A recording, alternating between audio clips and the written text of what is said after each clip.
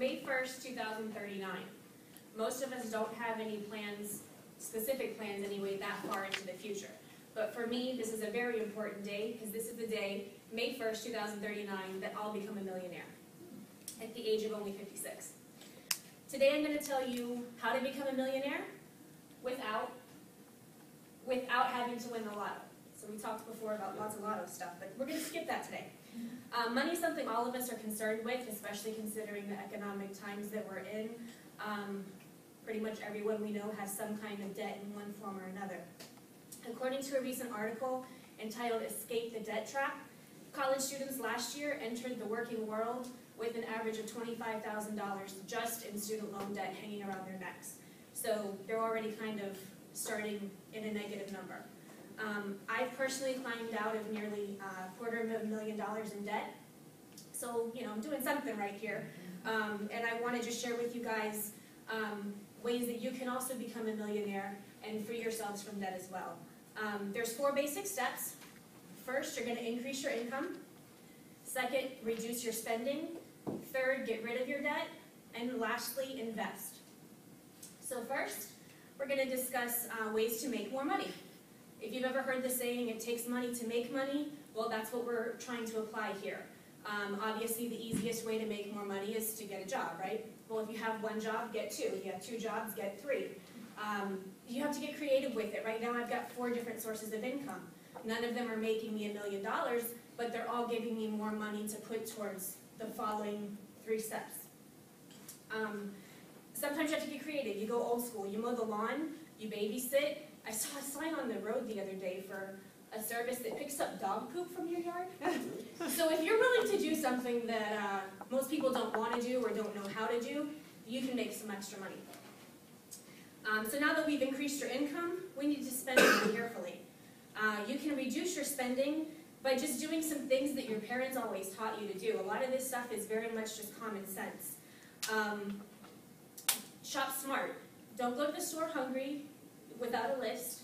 You know, use coupons when you can. Shop for sales. I'm not saying you have to go like extreme couponing or anything like that, because that stuff is a lot of time and effort. But even with just a little bit of effort, you know, renting textbooks instead of buying them, like Reno said, can save you money. And the more money you save, the bigger your pile of cash at home becomes instead of sending it to other people outside of your home. Another one that everyone hates is getting on a budget.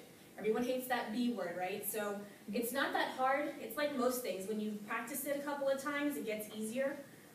Basically, creating a budget is just telling your money where to go when it comes in. It already has a home. It's already got a place to go. Just don't let it fly out the back door. That's our goal with a budget.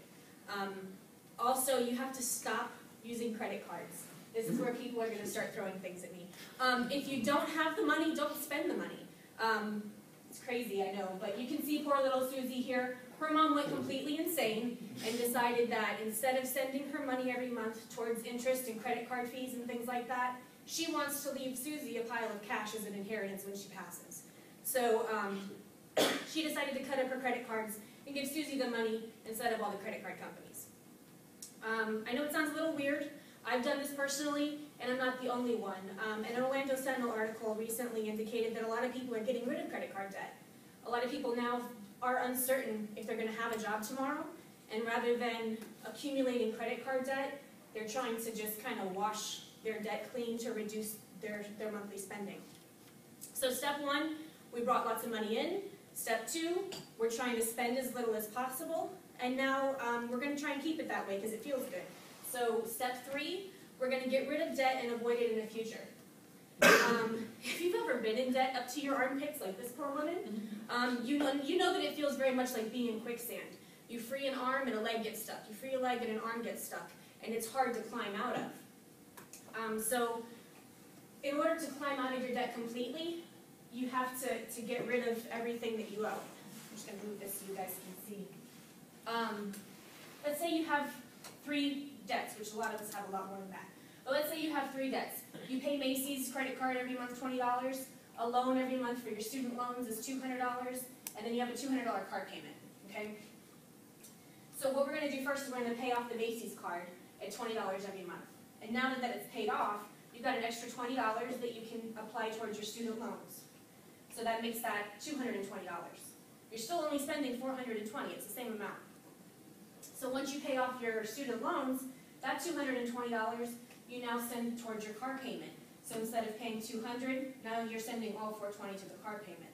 The budget hasn't changed, it's still the same amount of money, and once your car payment gets paid off, you're still left with $420 here.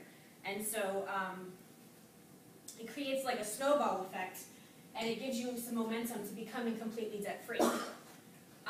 Once you get out of the mess, don't climb back into the quicksand trap, please. Okay? Don't go out and buy a new car and finance it. Don't go out and get new credit cards because you've wiped your credit clean. The only permissible debt that a lot of experts say is okay is a mortgage. Most of us in here don't own property yet, so when you go to get a mortgage, that same article, the Escape the Debt Trap article, suggests that your mortgage payments should be no more than 28% of your gross income. So we've got this leftover $420. We've increased our income. Now we don't have any more bill collectors to send money to, and we've got this $420 left over. So what we're going to do next is take that money to step 4. It's time to start investing. This is the fun part, okay? To put it simply, investing is making your money work for you. According to Dave Ramsey, who's a financial expert and my personal favorite, he went from bankruptcy to millionaire himself, and he says that the goal of investing is to allocate 15% of your income towards making money towards the future. To do this, again, it's a little more complicated, so you can talk to a financial advisor if that's what you feel more comfortable doing. But most people use 2 primary investment methods. One's called a Roth IRA and the other one's a 401k. They're weird names and funny numbers, and I think that honestly they do that just to keep people from growing their finances. Because it sounds too complicated, it's just too hard, I'm going to hide my money in the mattress, you know. But this way it collects a lot more than just. You can put up to $5,000 a year in a Roth IRA, and then invest the rest of your 15% in your 401k. In this situation here, for my millionaire date, it's going to be again Sunday, May 1st, 2039. The money that I'm putting in every month is $450, and that's going to accrue over the next several years.